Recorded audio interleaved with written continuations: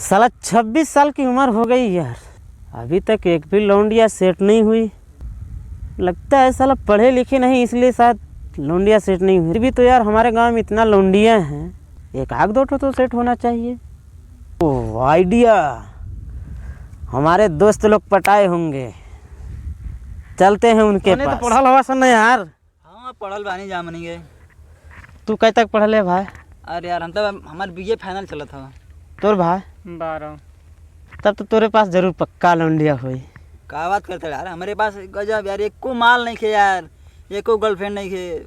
Girlfriend पटाए हो ना? अरे यार भाई एक भी लवंडिया सेट नहीं होती है भाई, क्या करें बताओ कैसे सेट किया जाए। तो साला समझ में नहीं आता है यार, ये सब गांव की लौंडिया पटा कौन रहा है यार? हाँ यार हमें भी समझ में नहीं आ रहा। अरे भाई सब माल तो कलुआ खा गलो रे।